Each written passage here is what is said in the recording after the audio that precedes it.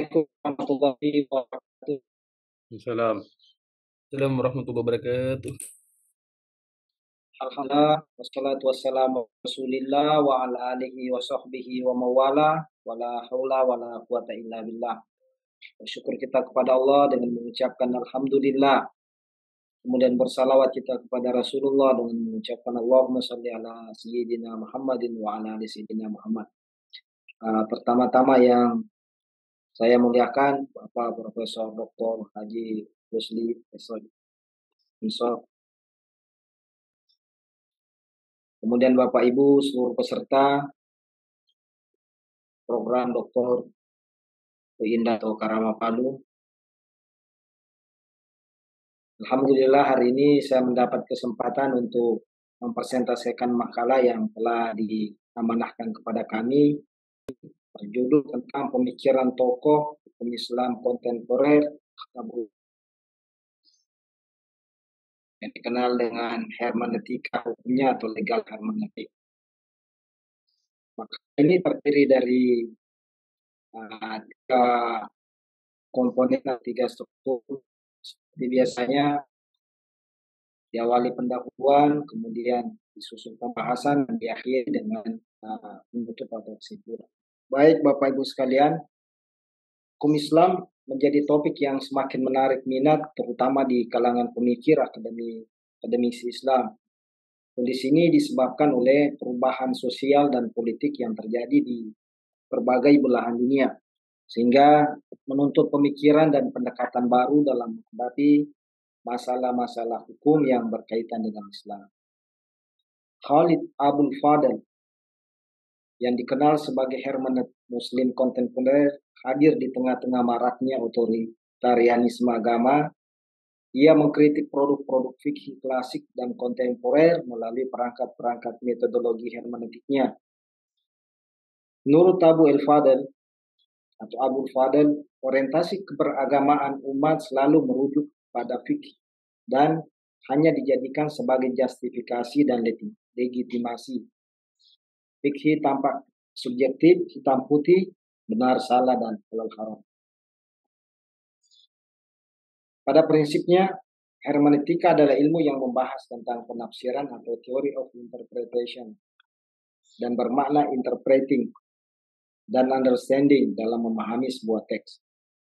Hermeneutika merupakan suatu ilmu atau teori tentang penafsiran untuk menjelaskan teks beserta ciri-cirinya, baik secara objektif atau arti gramatikal kata-kata dan berbagai macam variasi historisnya, maupun subjektif atau maksud pengarang.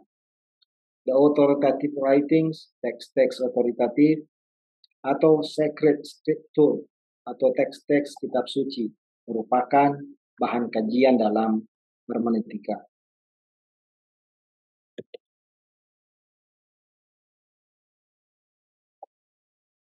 Selanjutnya kita berpindah ke biografi daripada Khalid Abul Fadl.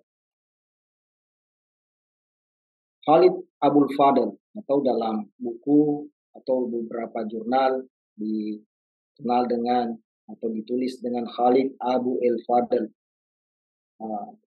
merupakan intelektual muslim yang lahir di Kuwait.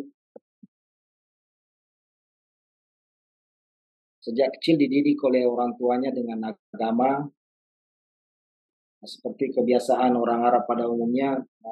Sejak kecil anak-anak mereka diperkenalkan dengan agama, dididik dengan pendidikan agama yang kuat. Orang tua dari Khalid Abul Fadl ini adalah berkebangsaan Mesir dan termasuk muslim yang taat dalam beragama. Itu sebabnya sejak kecil Khalid Abul Fadl ini sudah diperkenalkan dengan kutubut Toras atau kitab-kitab kuning. Dan dalam beberapa artikel yang kami baca bahwa Khalid Abul Fadl ini sudah menghafal Al-Quran sejak kecil. Bahkan ada yang mengatakan ketika umur 14 tahun dia sudah menghafal Al-Quran. Itu sebabnya Khalid Abul Fadl ini juga dikenal sebagai intelektual muslim yang ulama. Nah, karena kemampuannya adalah memahami kitab kuning di samping pengetahuan agamanya yang dianggap mumpuni untuk karakter bagi seorang ulama. Khalid Abdul Fadl seperti yang kita uraikan tadi bahwa sejak kecil sudah dekat dengan kitab-kitab kuning, sehingga dari situ pemikiran Khalid Abdul Fadl pada awalnya sangat dipengaruhi oleh pemikiran-pemikiran daripada gurunya.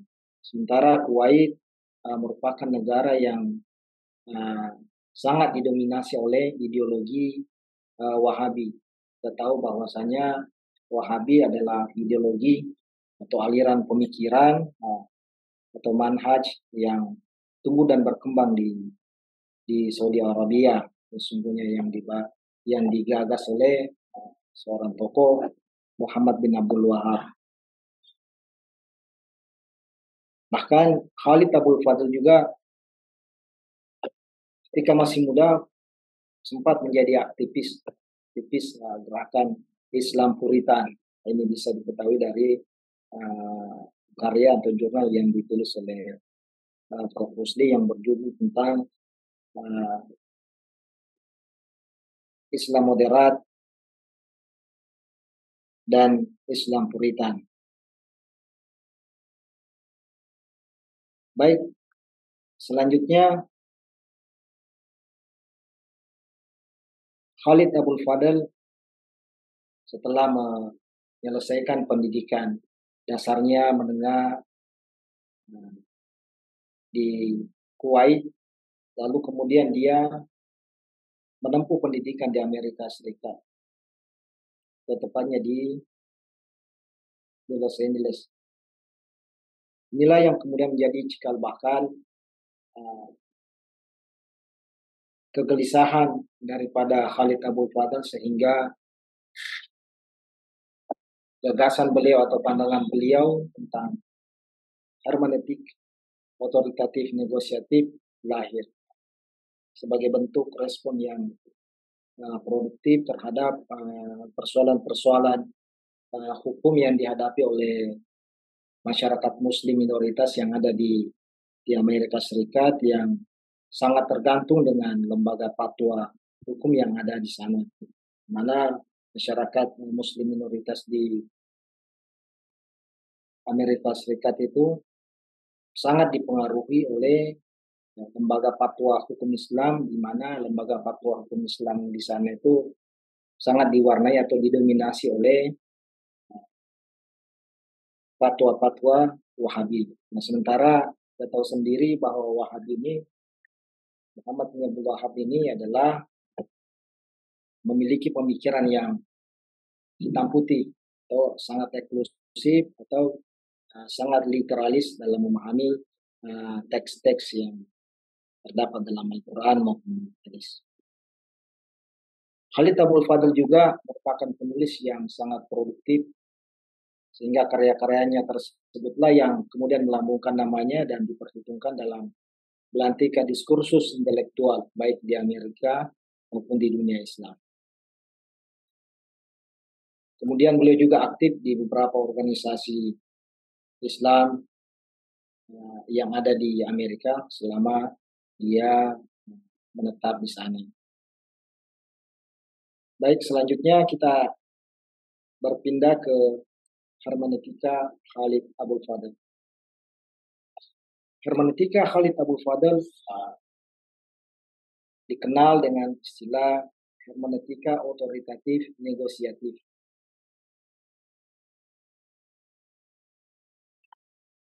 Hermeneutika otoritatif negosiatif ini menurut Abdul Fadl adalah bahwa makna dalam teks-teks keagamaan itu merupakan hasil dari interaksi antara tiga faktor utama, yaitu pengarang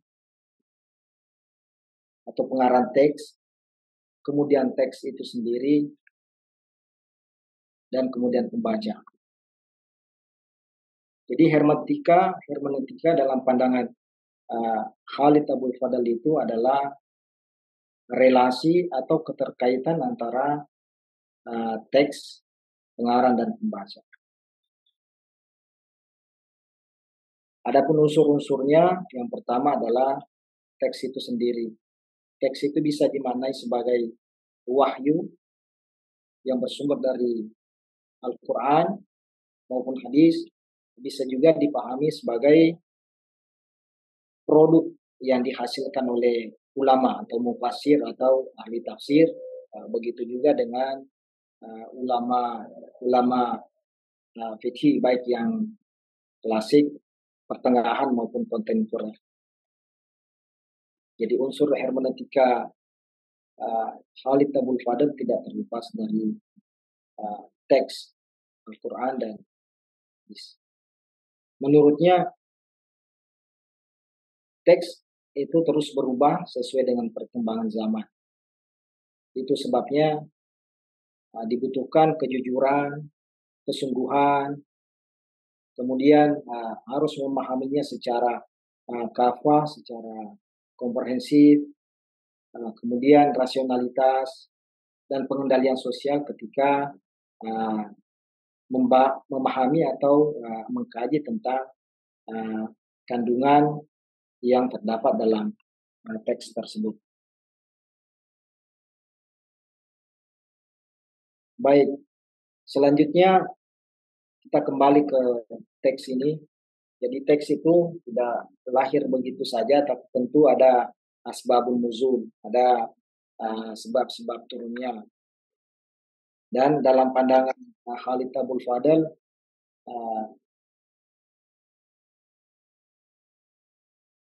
ayat-ayat Al-Quran itu tidak boleh dimaknai sebagai karya yang tertutup, tapi dia adalah karya yang terbuka sepanjang zaman. Selanjutnya, hermeneutika Abul Fadl ini seperti yang sudah diuraikan tadi di awal, bahwa hermeneutika otoritatif negosiatif ini lahir sebagai respon terhadap fatwa-fatwa yang bersumber dari lembaga hukum Islam, khususnya dari golongan kaum Wahabi yang berkarakteristik puritan dan otoriter. Itu sebabnya Khalid Abul Fadl sangat menolak otoritarianisme dalam beragama, karena Khalid Abul Fadl meyakini bahwa ayat itu atau teks itu punya otoritas, dan memahaminya tentu tidak bisa secara liar. Tentu dibutuhkan seorang ahli atau mufasir dalam mengkaji atau dalam memahami teks-teks yang terkandung di dalam makna ayat tersebut. Kemudian selanjutnya negosiasi. Negosiasi yang dimaksudkan di sini adalah relasi teks, pengarang dan pembaca. Jadi model hermeneutika Abul Fadl adalah hermeneutika negosiatif, di mana makna merupakan hasil interaksi yang kompleks antara pengarang teks dan pembaca yang selalu diperdebatkan atau dinegosiasikan dan terus mengalami perubahan.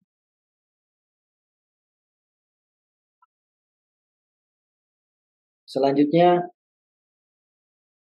pandangan Khalid Abul Fadl tentang interpretasi teks hukum dalam Islam. Abul Fadl berpendapat bahwa perbedaan antara syariah dan fikih lahir dari pengakuan bahwa manusia tidak mampu memahami sepenuhnya tujuan dan maksud Tuhan yang terkandung dalam syariah. Oleh karena itu, pemahaman manusia tentang syariah selalu terbatas dan tidak sempurna, karena kesempurnaan hanya milik Tuhan. Kemudian selanjutnya, manusia yang disebut-sebut sebagai Khalifatullah oleh Abul Fadl dibagi menjadi dua, yaitu apa yang disebutnya sebagai wakil umum, dan yang kedua adalah wakil khusus. Dalam pandangan Abul Fadl, hubungan antara wakil khusus dan wakil umum seharusnya berjalan dalam harmoni dan saling membutuhkan satu sama lain untuk mencapai tujuan syariah. Menurutnya, harus ada beberapa prasyarat yang harus dipenuhi dalam pelimpahan otoritas kepada wakil khusus agar wakil khusus ini tidak melakukan tindakan di luar batas kewenangan hukum yang dimilikinya. Di antaranya kejujuran, kesungguhan, kemudian komprehensif atau integral atau kafa, kemudian rasional, dan yang terakhir adalah pengendalian sosial. Kejujuran di sini yang dimaksudkan seorang wakil khusus itu atau seorang mufasir atau seorang yang dipercayai dalam menggali suatu makna atau kandungan yang terdapat dalam teks itu harus betul-betul jujur menyampaikan apa adanya tanpa diselimuti oleh kepentingan-kepentingan atau menyimpang dari makna yang diinginkan oleh teks itu sendiri. Kemudian yang kedua, kesungguhan. Dia harus betul-betul sungguh-sungguh jiddi wal ijtihad dalam rangka menemukan hukum atau dalam rangka menggali hukum yang terkandung di dalam teks itu. Kemudian memahaminya juga harus secara komprehensif, tidak boleh parsial. Jadi memahami ayat dalam pandangan Abul Fadl itu tidak boleh sepotong-sepotong. Tapi harus memperhatikan ayat-ayat yang ada sebelumnya.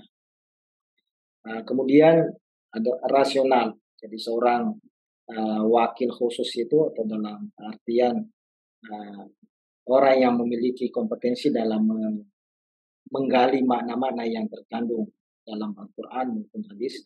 Dalam hal ini mufasir atau ulama itu harus benar-benar rasional, tidak berlebihan dalam memberikan pemaknaan terhadap kandungan-kandungan ayat. Dan terakhir adalah pengendalian sosial. Pengendalian sosial di sini dimaknai sebagai klaim kebenaran tunggal.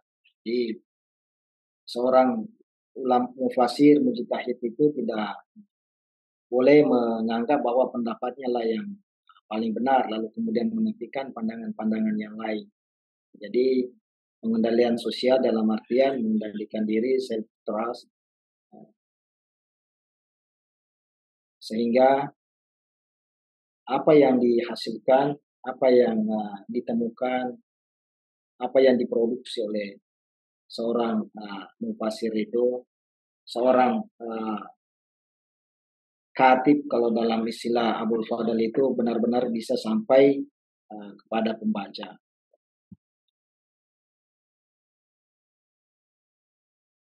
Selanjutnya, Khalid Abul Fadl berargumentasi bahwa konsep legal hermeneutik sangat penting untuk memahami teks-teks hukum Islam. Menurutnya, pemahaman teks hukum Islam harus diperoleh dengan mempertimbangkan konteks sejarah dan sosial di mana teks tersebut ditulis. Hal ini sangat penting karena teks hukum Islam ditulis dalam berbagai waktu dan tempat yang berbeda, dan oleh karena itu pemahaman teks tersebut harus disesuaikan dengan konteks zaman dan tempat di mana teks tersebut ditulis.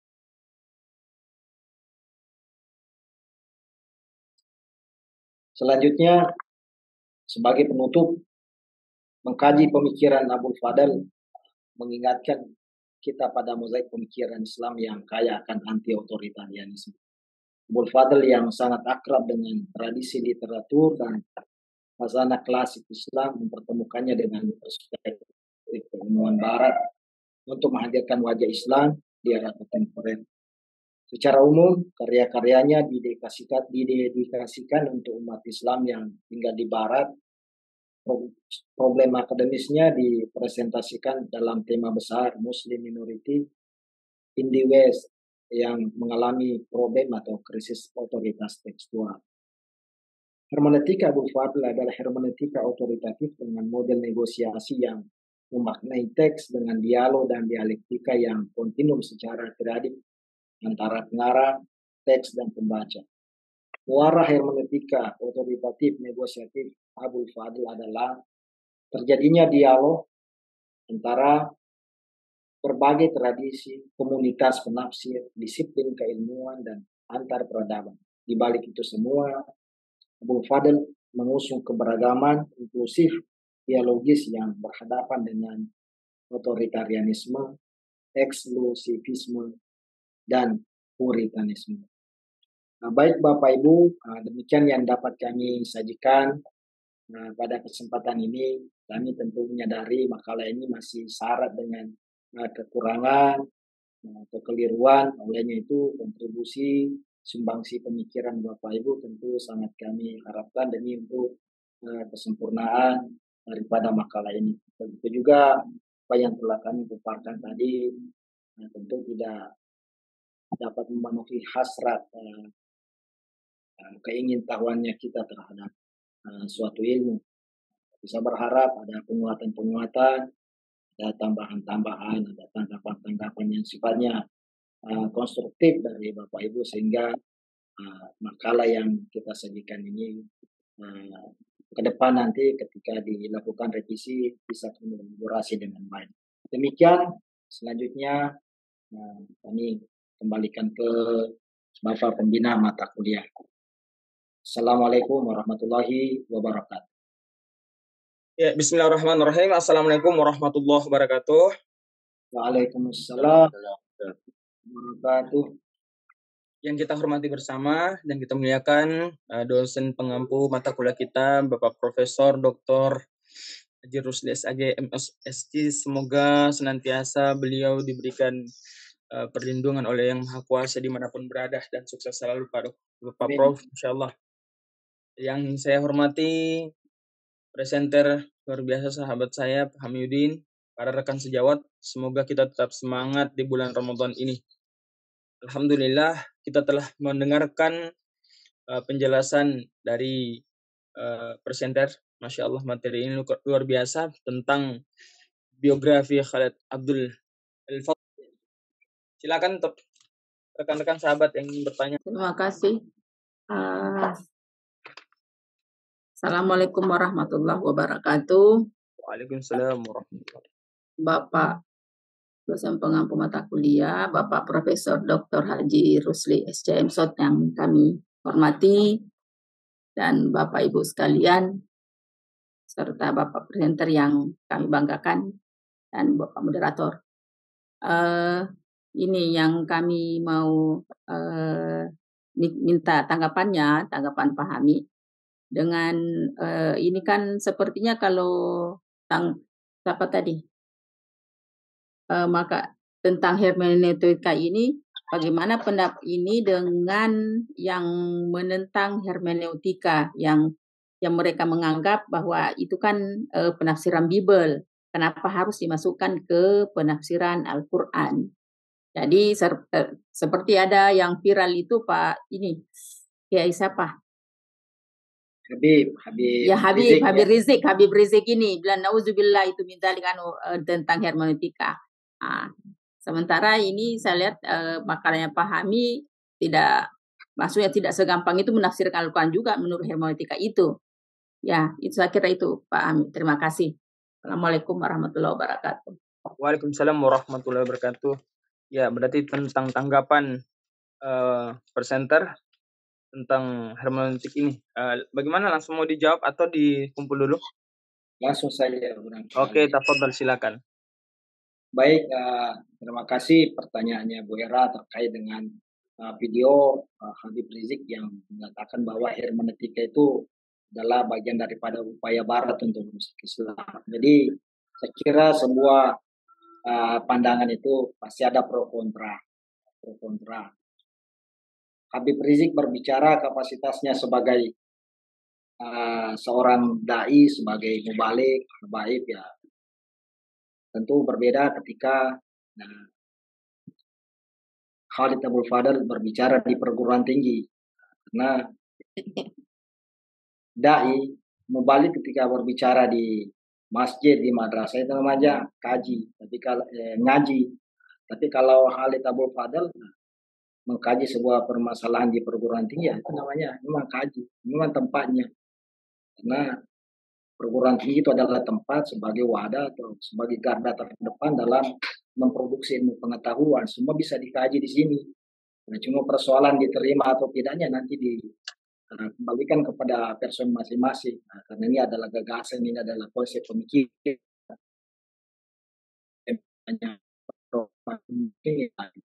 Dianggap sepi, tapi sebagai seorang akademisi kita tidak boleh rancu, tidak boleh kaku terhadap sebuah pemikiran atau sebuah gagasan-gagasan yang ditorehkan atau yang dilahirkan oleh seorang intelektual.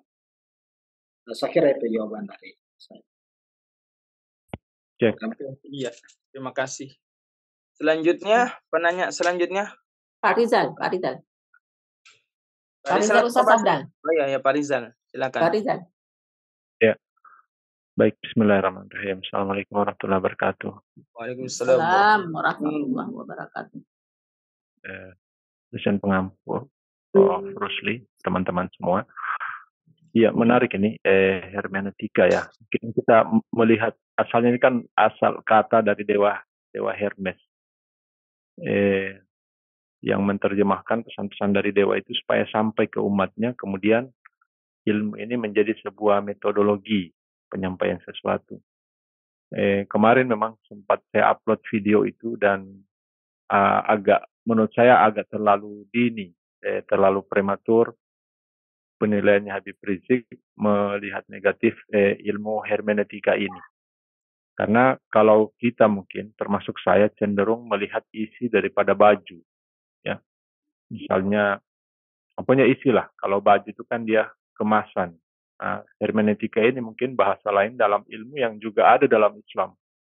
Kira-kira apa? Apakah mungkin asbabun nuzul atau asbabul khuruj? Cuma dia dalam bentuk metode yang berbeda, dan karena kebetulan penerapan pertamanya hermeneutika ini memang untuk menggali kitab yang bukan kitab suci kita, kitab suci agama lain. Gitu. Jadi, tapi kalau bisa kita gunakan dengan cara yang sama, memunculkan makna yang lebih mendalam pada literasi keagamaan kita, apakah hukum Islam, Al-Quran, hadis, selama tidak melanggar kaidah-kaidah dasar dari dasar-dasar agama kita, itu mungkin menurut saya tidak ada masalah. Karena ini hanya sebuah alat ya, metode, bukan sumber itu sendiri. Hermeneutika ini menurut saya hanya alat saja, penggunaan alat. Sama ketika misalnya ketika garpu itu, alat makan itu sumbernya bukan dari dunia Islam, itu dari negara Barat, mungkin Eropa. Tetapi sekarang para ulama, para imam-imam di Masjidil Haram juga mungkin memakai itu ya, garpu itu. Jadi tergantung bagaimana penggunaan metode ini, penggunaan alat ini. Kalau memang ada manfaatnya, tidak masalah. Jadi kalau saya mungkin tidak, secara pribadi tidak ada kontroversi pada hermeneutika ini, tapi memperkaya khazanah alat yang kita gunakan untuk menggali ilmu Islam. Mungkin saya tidak mengomentari banyak tentang Khalid Abu Fadl ya, karena beliau juga membawa pemikiran kontemporer dan tentu menggunakan metodologi ini. Mungkin begitu, saudara pemakalah. Iya, baik. Terima kasih. Saya kira mungkin langsung ditanggapi ya, silakan. Saya kira bukan pertanyaan, tapi sebagai bentuk penguatan terhadap hermeneutika ini. Jadi hermeneutika ini kan bukan hanya digagas oleh Khalid Abu Fadl, Fazlur Rahman pun punya, siapa Nasir Hamid, termasuk hermeneutik Islam. Meskipun sebenarnya hermeneutik ini dikaji baru belakangan ini oleh para ilmuwan kita ini, atau intelektual muslim ini. Assalamualaikum warahmatullahi wabarakatuh. Waalaikumsalam warahmatullahi wabarakatuh. Alhamdulillah wa ba'du. Hormat dan pengampu mata kuliah Bapak Profesor Dr. Haji Rusli. Materi yang kita banggakan, ini sangat menarik. Karena kembali mencoba menelaah tentang konsep-konsep pemikiran Muslim skala ya. Saya menganggap orang-orang seperti Abul Fadl, kemudian An-Naim, kemudian Fazlur Rahman, kemudian eh, ya yang macamnya itu saya anggap Muslim scholar, cendekiawan Muslim. Dan orang-orang seperti mereka ini memang selalu memberikan tawaran-tawaran yang menarik perhatian, ya, menarik perhatian pemikir-pemikir yang ada setelahnya. Ada yang menarik sebenarnya, terlepas tentang makbul atau tidaknya metode hermeneutika dalam pemahaman kita. Ada yang ingin saya tanyakan tadi dalam presentasi itu soal, saya lupa tadi di slide berapa, yang jelas tadi disebutkan bahwa pentingnya untuk memahami bahwa teks itu turunnya di mana gitu, ya, harus dipahami bahwa kondisi atau latar kehidupan di mana ayat ataupun hadis itu muncul itu tentunya sangat mempengaruhi apa istilahnya konteks hukum yang muncul dari peristiwa itu, atau dari aspek adanya ayat-ayat maupun hadis tentang itu. Saya jadi ingat tentang konsep periodisasi Ahmad An-Naim, bahwa beliau itu memisahkan antara ayat-ayat Makkiyah dan Madaniyah. Bahwa menurut beliau ayat Makkiyah itu adalah ayat yang bersifat umum, ya, karena berlaku untuk seluruh umat manusia. Gitu. Dan periode Makkah, kata beliau, itu periode yang sifatnya di mana kehidupan Nabi Muhammad SAW itu lebih berbeda dengan Madinah, yang Madinah itu terlalu homogen gitu ya, bahwa di Madinah itu hanya ada bersifat homogen dalam artian memang ada beberapa masyarakat non-Muslim seperti orang Yahudi ataupun yang lainnya, namun Islam sudah begitu besar seperti menjadi sebuah negara. Hanya ada aturan-aturan jizyah bagi non-Muslim di sana.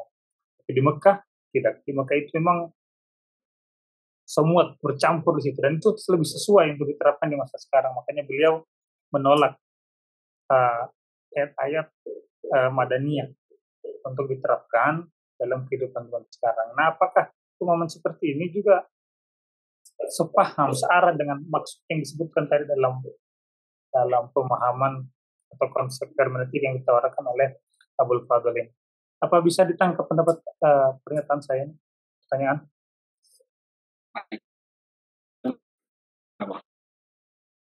Bisa Ustaz ya? Ya, insyaallah. Baik. Rasa demikian, nanti menurut saya apakah ada kesamaan gitu ya, kesamaan dari metode yang digunakan antara Naim dengan metode baik. Assalamualaikum warahmatullahi. Waalaikumsalam warahmatullahi wabarakatuh. Iya, boleh silakan langsung ditanggapi Ustaz. Iya, betul. Baik, saya langsung saja barangkali Ustaz Afdal memberikan silakan. Pertanyaan Ustaz Ghazali yang terakhir tadi, bahwa Ahmad An-Naim apakah gagasan beliau memiliki kemiripan dengan apa yang diinginkan dalam hermeneutika otoritatif negosiatif Khalid Abul Fadl. Ya, menurut pemahaman saya ada perbedaan. Kalau tadi Ahmad An-Naim memisahkan antara ayat-ayat Makkiyah dan Madaniyah, tapi Khalid Abul Fadl memaknainya, memahaminya bahwa teks itu atau ayat itu, apakah dia berupa Al-Quran maupun hadis atau produk-produk yang dihasilkan oleh para ulama itu tidak boleh dipahami secara otoritarianisme, tapi menjunjung apa yang diinginkan oleh teks itu sesungguhnya yang harus dikedepankan. Jadi tentu berbeda pemahaman ahli Naim dalam memaknai ayat Al-Quran, begitu juga dengan pemahaman oleh Khalid Abul Fadl. Nah, di sini dalam hermeneutika negosiatif Abul Fadl itu sebenarnya penting adanya interaksi yang proporsional dalam melahirkan makna.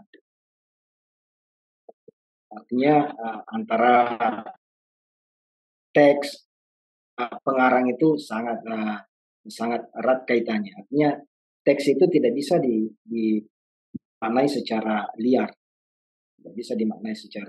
tapi harus dimaknai apa sebenarnya yang diinginkan oleh teks itu. Nah, kalau begini pertanyaan, tentu yang memahami teks itu adalah katibnya sendiri dalam hal ini Allah Subhanahu wa Ta'ala.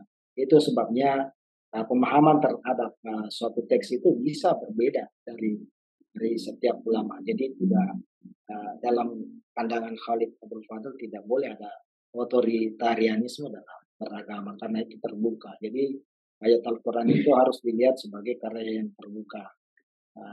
Dia senantiasa acceptable istilahnya, bisa diterima tidak hanya oleh golongan-golongan terdahulu, tapi ikuli zamanin wa makanin, sifatnya acceptable dan applicable, bisa diterima dan bisa dipraktekkan, bukan hanya dalam satu kondisi. Saya kira itu, dan mudah-mudahan ada yang bisa memberikan tambahan dari apa yang kami telah uraikan ini. Baik, demikian Pak Ghazali. Silakan Ustaz Afdal. Ya, terima kasih, Masya Allah. Itu tadi tanggapan dari presenter. Selanjutnya, ada yang lain ingin bertanya atau ingin memberi penguatan? Tafadhol, silahkan.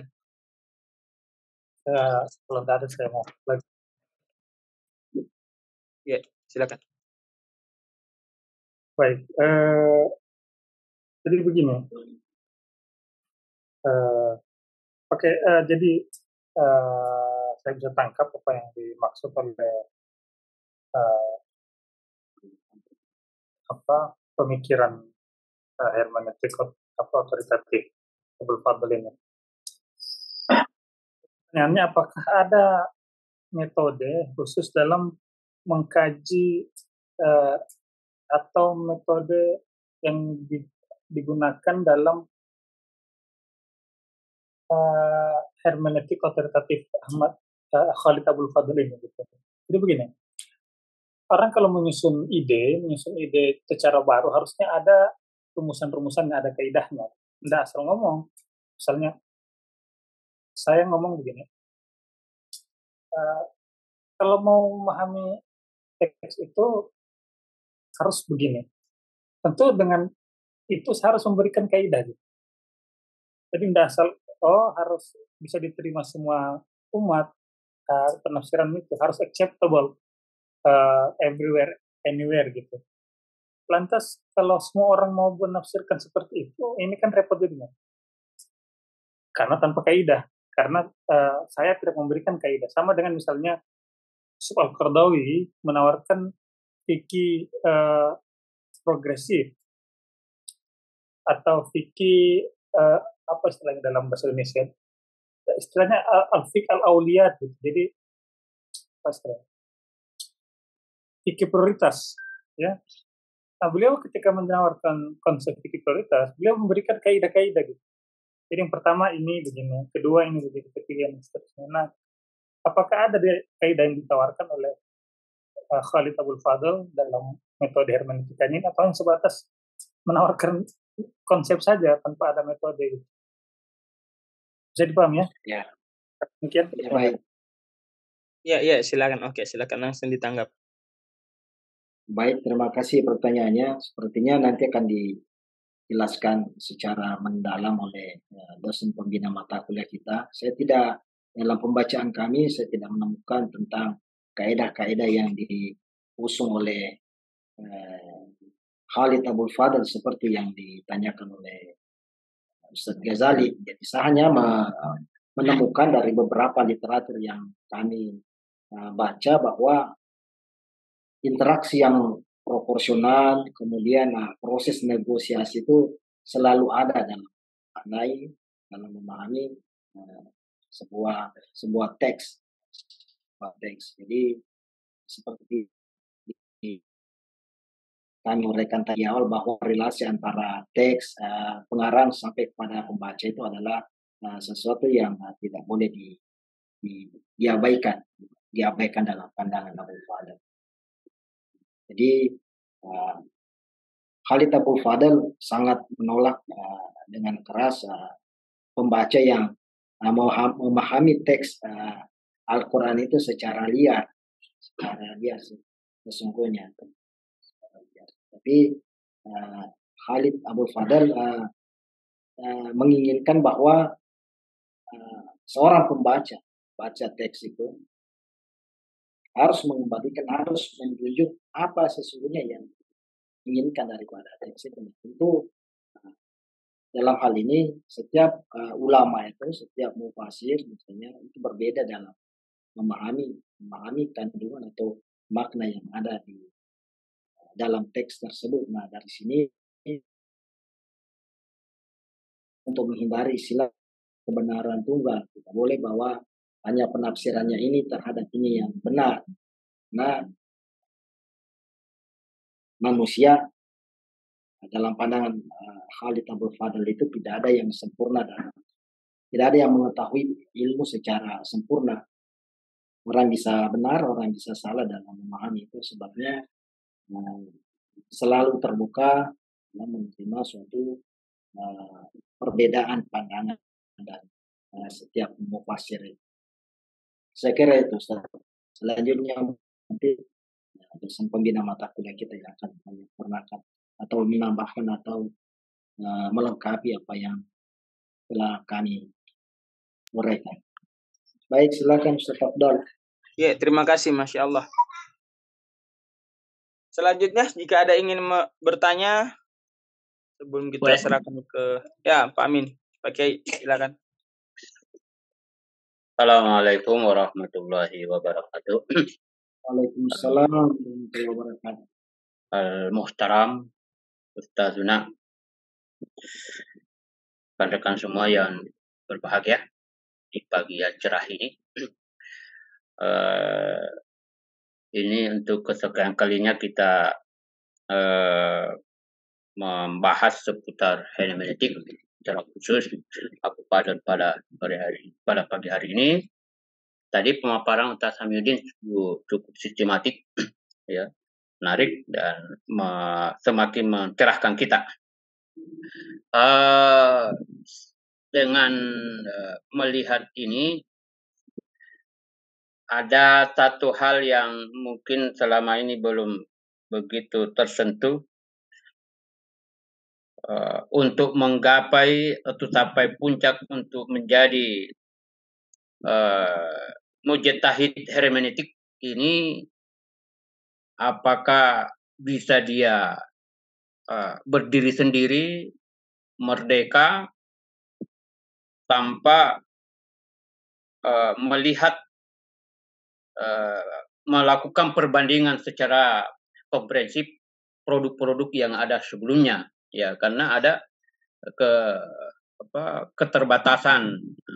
Sementara kalau untuk memenuhi semua itu kan terbatas kita.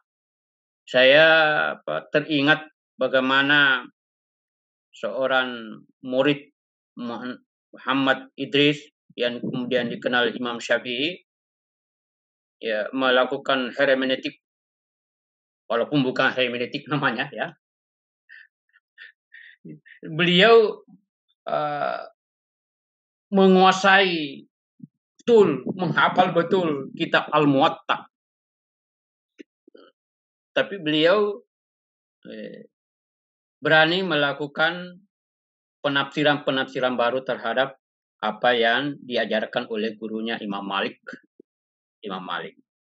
Nah, kalau kita sekarang kan ada kecenderungan ya agak lebih merdeka lah begitu.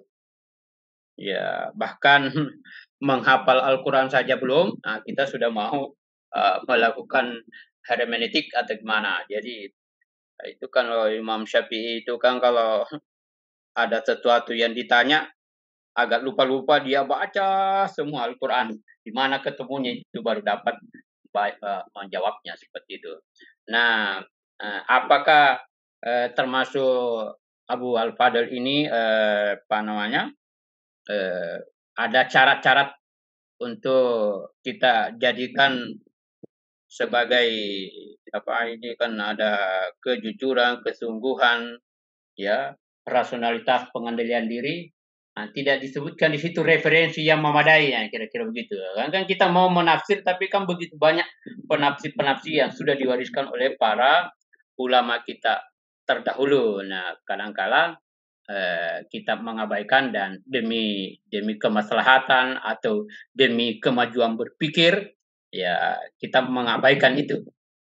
Nah, saya belum terlalu menemukan di situ syarat untuk melakukan penafsiran metode hermeneutik ini. Ada batasan-batasannya tidak? Seperti itu kan? Batasannya tidak karena ya mungkin kalau sekaliber Ustazuna ini ya mungkin ya karena banyak referensinya yang sudah sangat memadai sehingga ketika menemukan hal-hal baru dengan mudah ya kan ada perbandingan karena mungkin bisa saja ya apa yang ditafsirkan hari ini ya sudah pengulangan. Nah, pengulangan mungkin pernah terjadi sebelumnya, hanya tidak tidak populer saja seperti itu. Apalagi tadi dikisahkan zaman Ali ya dengan Khawarij dan terusnya, bagaimana sudah terjadi pemahaman yang sangat berbeda, sangat tajam perbedaan dalam menangkap suatu persoalan. Saya kira itu. Jadi saya ambil contoh saja itu seorang Imam Syafi'i banyak berbeda pendapat dengan gurunya, tapi sebelumnya sudah menguasai betul. Bahkan syaratnya untuk menjadi murid Imam Malik, dia dites. Apa dia sudah hafal ini Al-Muwatta Imam Malik. Nah, ternyata dia sudah hafal. Tapi dia tidak manut-manut. Nah, kita ini masih sangat terbatas dalam hal ini. Apakah itu harus itu atau ada memang para pemikir-pemikir tidak harus lagi begitu? Tidak harus lagi menguasai referensi-referensi yang telah diwariskan oleh ulama kita sehingga kita merdeka, ada tanda kutip begitu ya, tanda kutip lebih merdeka dengan tanda kutip juga seolah-olah mengabaikan ya, karena bukan sengaja mengabaikan sebenarnya, nah, kan keterbatasan. Saya kira begitu sementara. Assalamualaikum. Waalaikumsalam. Warahmatullahi. Ya, silakan langsung ditanggapi. Ya. Nah, tadi yang saya tangkap terkait dengan referensi ketika kita seperti pada Khalid Abu Fadl yang menawarkan gini, kemudian datang lagi yang lain. Referensi mana yang seharusnya kita ikuti, sementara kalau melihat Imam Syafi'i tentu dengan kitab-kitab yang telah dia hasilkan, dia wariskan, yang sudah kita baca juga. Di antara kita ada yang sedang baca kitab-kitabnya. Bagaimanakah seharusnya kita menyikapi? Kira-kira begitu yang saya tangkap. Jadi saya mengutip ungkapan dari Abdullah bin Mas'ud, sahabat Rasulullah, yang pernah mengatakan, siapapun yang datang kepadamu membawa kebaikan, terimalah dia. Terima dia, dengarlah dia, meskipun dia adalah orang yang sangat dibenci di daerah atau di masyarakat itu. Dan begitu juga sebaliknya, siapapun yang datang kepadamu membawa keburukan, membawa kejahatan, maka tolaklah dia, meskipun dia adalah keluargamu sendiri. Jadi dari ungkapan ini kita bisa menarik sebuah ibrah, menarik pelajaran bahwa kebaikan, selama itu kebaikan dari manapun asalnya, ya marilah kita mencoba untuk mengambil. Mari kita mempelajarinya, mari kita mendalami, menyelami, mengenai apa sebenarnya yang terkandung di situ. Ibaratnya makanan jangan langsung ditelan dulu, tapi dikunyah-kunyah dulu. Kalau cocok ambil. Nah, kalau tidak kan tidak apa-apa dibuang. Kira-kira begitu kalau kata saya. Tapi kalau dalam beragama tentu al-haqqu ahaqqu ayyuttaba. Kebenaran itu adalah itu sesuatu yang mutlak yang harus diikuti. Nah, indikator kebenaran itu seperti apa?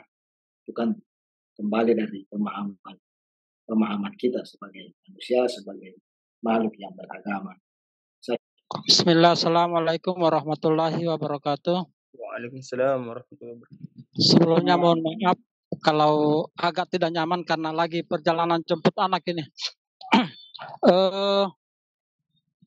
Mungkin yang perlu dilurus dulu atau dibantu saya untuk memahaminya, apakah ilmu hermeneutik yang kita bahas sekarang ini dipakai untuk menafsirkan Al-Quran ataukah menafsirkan kata-kata dalam Al-Quran, supaya tidak keliru kita dalam memahami. Kemudian yang berikutnya adalah pro kontra terhadap dengan disiplin ilmu ini, itu sudah pasti ada. Apalagi ada anggapan bahwa ilmu ini bukan dari dunia Islam. Maka itu sudah menjadi pro kontra yang sangat luar biasa. Nah, yang tentu yang ingin saya mau pertajam kembali adalah sikap kita terhadap disiplin keilmuan ini. Khususnya, maaf, Ustadz Hamiuddin sebagai presenter, sebagai penulis, kira-kira ketika menemukan pro kontra di masyarakat terkait dengan disiplin ilmu yang sementara kita bahas sekarang ini, seperti apa sebetulnya sikap kita? Yang saya takut jangan-jangan kita justru yang membahas ilmu hermeneutika hari ini, malah di antara kita juga tidak setuju dengan ilmu ini. Nah, oleh karena itu tentu sikap kita dulu yang harus kita pertegas terhadap disiplin ilmu ini. Saya kira itu untuk sementara dari saya, Ustadz. Makasih. Assalamualaikum warahmatullahi wabarakatuh. Waalaikumsalam warahmatullahi wabarakatuh. Ya, silakan presenter tanggapi. Ya. Terima kasih, Nombo. Ini pertanyaannya sangat privat sekali karena sikap yang dia tanyakan. Ya. Baik, tapi saya akan menjawab. Saya menyikapinya, ini adalah ilmu. Ini sangat baik. Ini sangat baik, khususnya sebagai seorang akademisi tentu ini akan menambah hasanah keilmuan kita, wawasan kita terkait bagaimana kita memahami sebenarnya agama ini, bagaimana memahami teks itu benar sekali. Kalau saya sepakat apa yang digagas oleh Khalid Abdul Fadil bahwa dalam beragama itu ya ini tidak boleh kita klaim kebenaran tunggal tadi itu. Kita harus tanya kepada orang yang lebih tahu sesungguhnya, karena masalah teks itu kan ibaratnya karya yang tidak bisa berbicara. Itu sebabnya manusia di sini dalam artian orang yang ahli kapasitasnya, baik dia sebagai ulama ataukah dia mufasir, tentu punya peran penting dalam rangka menyampaikan makna yang sesungguhnya yang diinginkan daripada teks itu sebelum sampai kepada pembaca.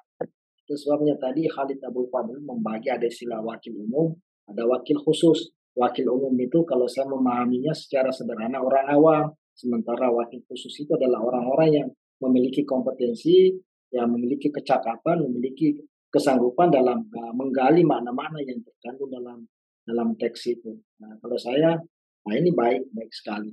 Baik. Silakan Ustaz Akbar. Saya sedikit belum ke Ustaz. Iya, silakan Pak Samardan. Terima kasih. Assalamualaikum warahmatullahi wabarakatuh. Waalaikumsalam warahmatullahi wabarakatuh. Ya, yang sama-sama kita muliakan guru kita, Prof. Haji Rusli. Kemudian pemakalah yang sangat luar biasa memang kontradiktif atau kontroversial itu adalah sebuah kelaziman dalam mimbar akademik.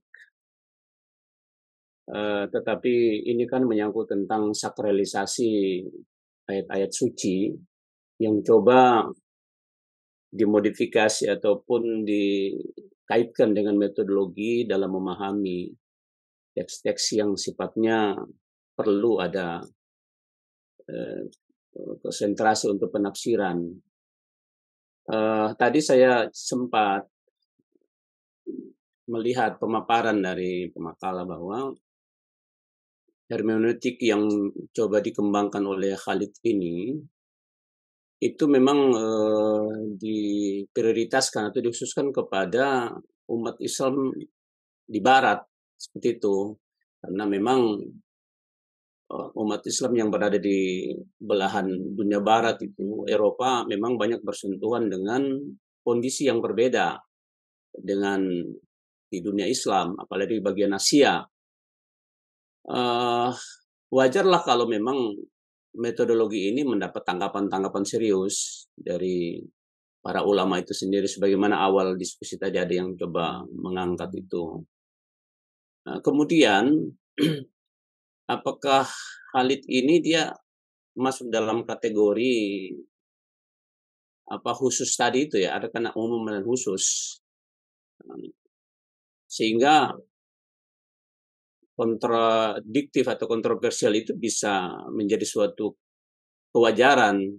Memang ketika kita bicara doktrinal ayat-ayat suci atau agama itu sendiri, memang dia sangat rentan terhadap keliru dan salah seperti itu. Tetapi ini yang sangat produktif untuk melahirkan yang namanya perkembangan hukum Islam. Ada suatu pernyataan bahwa ketika kita bicara agama, itu adalah doktrin, sementara yang kita konsumsi untuk sebuah praktek keberagamaan dalam rentan kontekstual yang begini dinamis, itu kita butuh pemikiran-pemikiran dan perdebatan pemikiran. Makanya saya menyatakan bahwa itu adalah suatu kepantasan dalam mimbar akademik.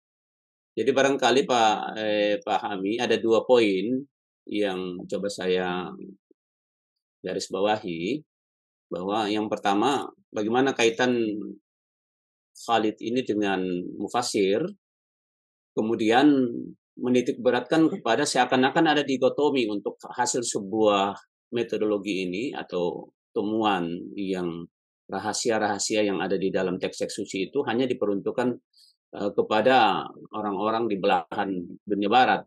Bagaimana dengan belahan Asia?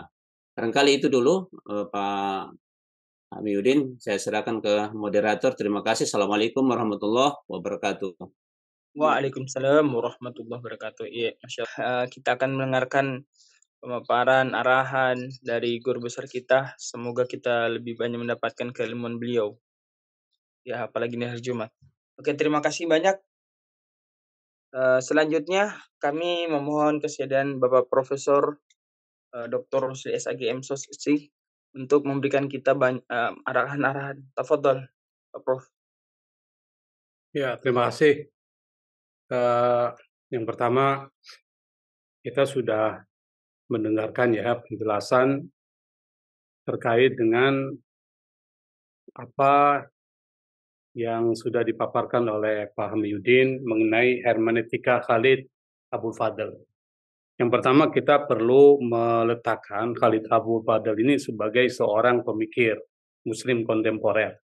Sebagai seorang pemikir tentu beliau tidak akan lepas dari konteks di mana dia memformulasikan pikiran-pikirannya.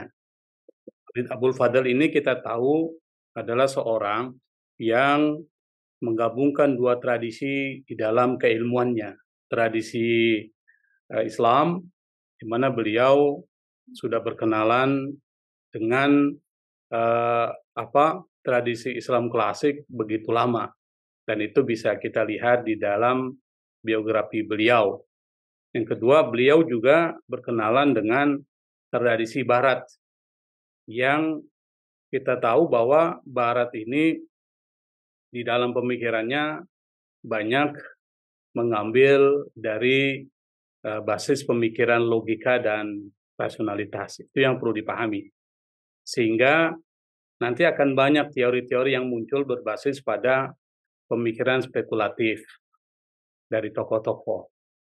Nah, Khalid Abul Fadl ini ketika merumuskan tentang hermeneutik, kita perlu pahami bahwa hermeneutik ini secara sederhana adalah hubungan antara teks, the author, the context, and the reader. Itu yang perlu dipahami.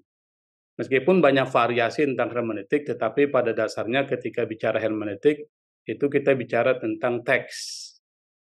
Teks sebagai sebuah produk budaya yang nanti kemudian ketika dihadirkan kepada Al-Quran, maka kemudian menjadi satu problem. Seperti yang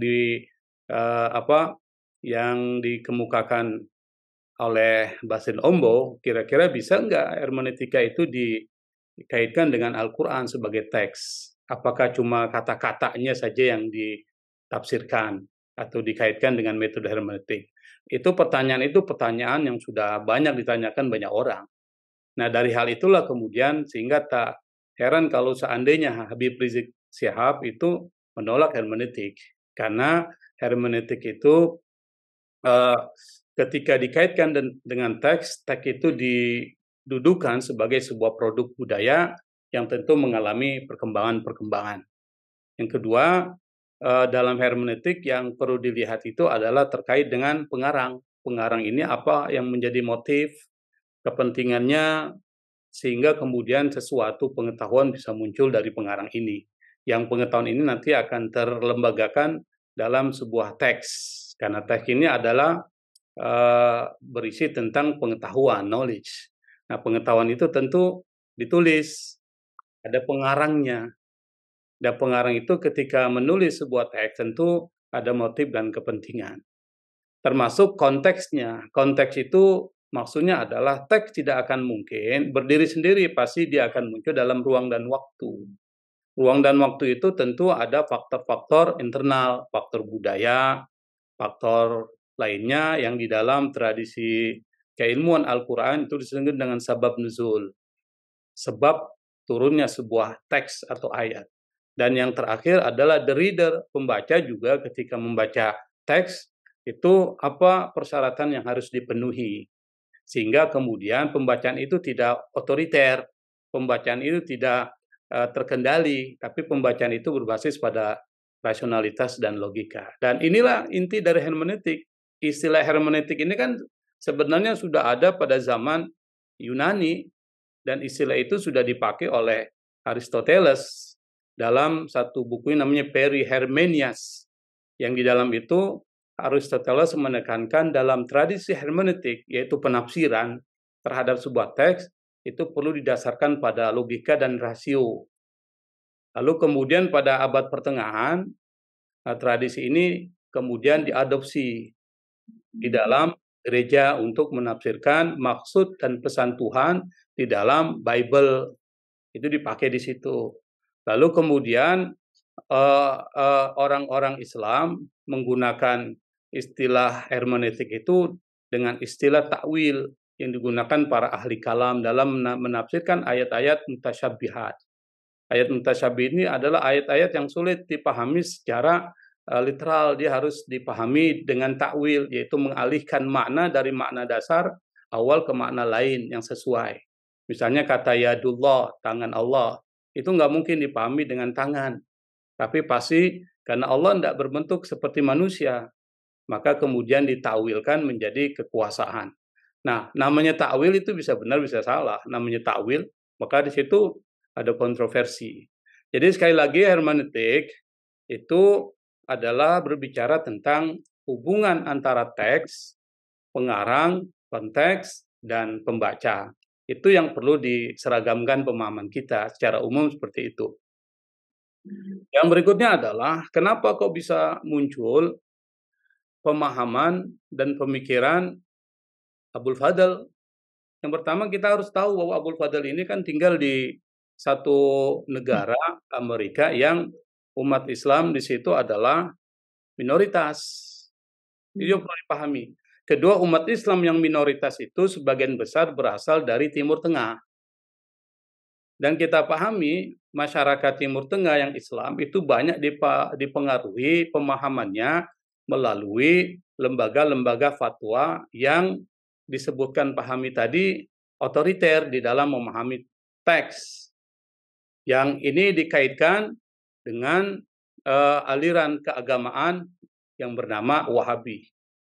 Wahabi ini menurut Abul Fadl dalam pandangan-pandangannya yang ada di dalam fatwa lembaga hukum Islam seperti Darul Ifta, yang fatwa ini kemudian dilembagakan menjadi fatwa online kalau tidak salah, nanti bisa dicek di situsnya itu memang pemahamannya sangat hitam putih, yang kadangkala tidak berbasis pada konteks, sehingga ini kemudian mempengaruhi keberagamaan perilaku masyarakat Muslim yang ada di Amerika yang seringkali otoriter, tidak mengakomodasi kepentingan negara.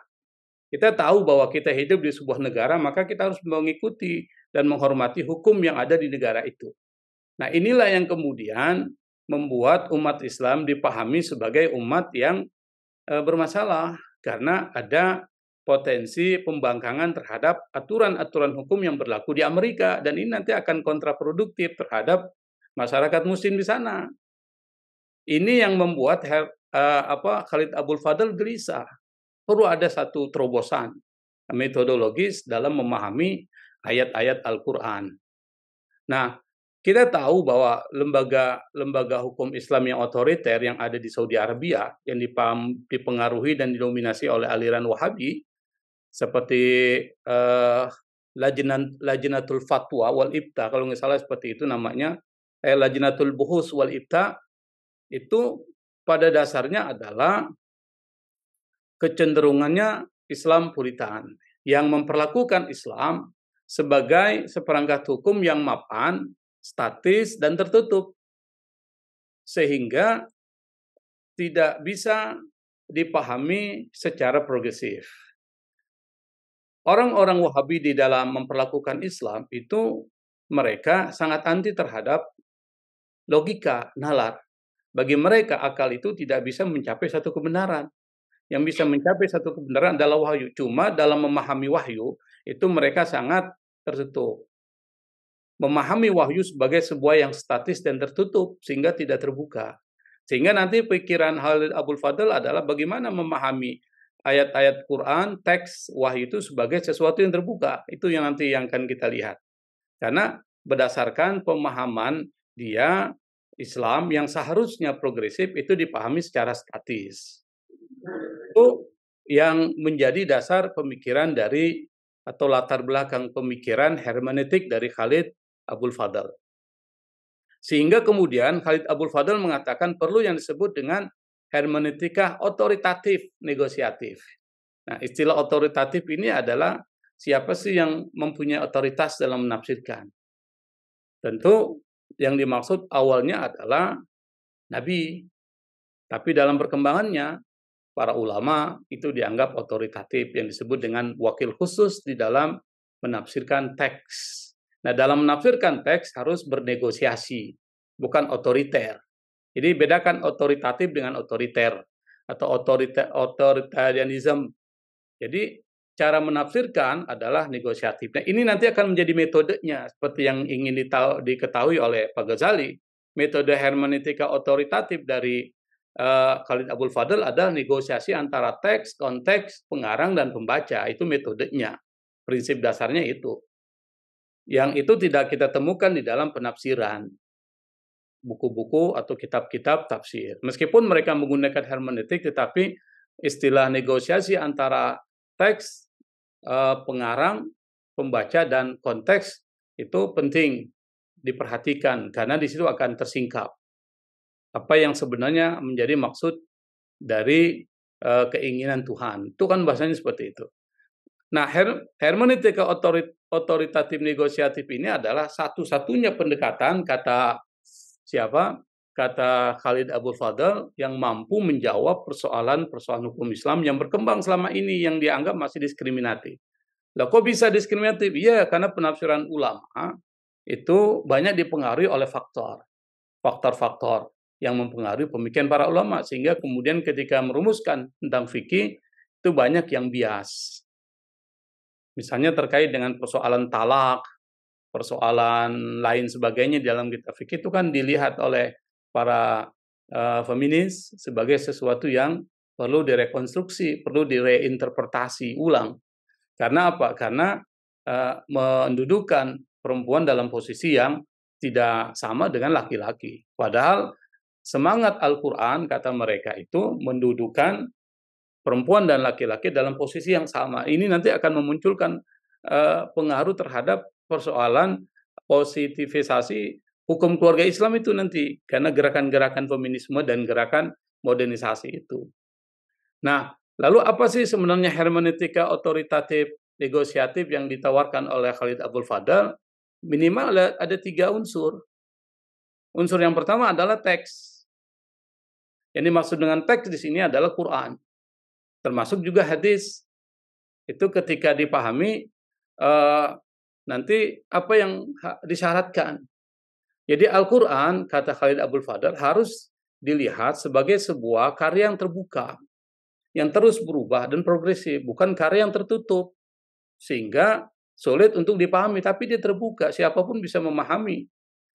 Karena Al-Quran itu adalah kitab yang terbuka bagi siapapun untuk memahaminya sesuai dengan metode-metode yang dibutuhkan. Maka segala bentuk penafsiran dari para mufassir itu akan terus aktif, dinamis, dan progresif. Dia akan mengalami perubahan-perubahan. Karena perubahan zaman, kata Ibnul Qayyim, perubahan tempat, perubahan keadaan, dan adat kebiasaan. Ibnul Qayyim itu sangat progresif ketika memahami bahwa hukum Islam itu memang berubah. Tetapi yang tidak berubah adalah, kata Ibnul Qayyim, fondasinya. Apa? Inna syari'ata mabnaha wa asasu'a alal hikami wa masalihil ibad fil ma'ashi wal ma'ad. Itu dalam kitab I'lamul Muwaqqi'in an Rabbil Alamin, kata Ibnul Qayyim, syariat itu fondasinya, bangunannya itu berdasarkan pada kemaslahatan kemaslahatan dan hikmah baik dalam kehidupan di dunia ini al-ma'ash maupun dalam kehidupan di akhirat atau al-ma'ad. Wa hiya adlun kulluha wa rahmatun kulluha wa masalih kulluha, dan seterusnya. Kata Ibnul Qayyim, syariat itu adalah tentang kasih sayang, syariat itu tentang keadilan, syariat itu tentang kemaslahatan. Maka kata Ibnul Qayyim dalam kitabnya itu dia meneruskan segala sesuatu yang tidak berbasis pada kasih sayang, keluar dari kemaslahatan, keluar dari hikmah dan keadilan, maka itu dianggap laisa minas syariat, bukan dianggap syariat. Jadi ada yang berubah, ada yang tidak berubah. Itu yang disebut dengan qat'i dan dhanni. Itu disebut dengan mutaghayyir dan at-thawabit wa mutaghayyirat. Nah, sehingga dengan pemahaman seperti itu, Al-Quran bisa ditafsirkan terus-menerus, dinamis dan progresif. Nah, ketika menafsirkan Al-Quran, maka kita dalam membacanya sebagai pembaca itu harus ada syaratnya supaya pembacaan kita terhadap teks itu tidak keluar dari apa yang menjadi tujuan pembacaan itu. Tadi sudah dijelaskan, pahami, harus ada honesty, kejujuran, kesungguhan untuk mencari kebenaran, harus menyeluruh, tidak parsial. Maksudnya apa? Membaca Al-Quran tidak boleh cuma satu ayat lalu menyimpulkan. Karena ada ayat-ayat lain yang mungkin mempunyai keterkaitan dengan ayat tersebut. Sehingga di situ perlu ada pendekatan tematik dalam memahami teks. Supaya bisa tersingkap apa sih yang menjadi maksud dari sebuah ayat yang diturunkan oleh Allah dalam Al-Quran. Ketiga, harus didasari pada rasio. Yang ini yang ditolak oleh Wahabi. Rasio tidak membawa kebenaran. Tapi ingat, rasio itu akal. Itu menjadi salah satu dasar dalam pembentukan hukum. Dan itu disebutkan di dalam kitab-kitab usul fikih, di mana rasio menjadi penting. Salah satu bentuk implementasi dari rasio itu adalah kias. Menggunakan rasio dalam memahami teks. Kemudian maslahah mursalah, sad dzari'ah dan lain sebagainya, itu penggunaan rasionya dominan. Yang ketiga harus mengendalikan diri dalam melakukan pembacaan terhadap teks. Maksudnya apa? Jangan juga terlalu ta'assub terhadap sebuah madhab. Kita harus menjadi seorang pembaca yang jujur, tidak terikat dengan madhab.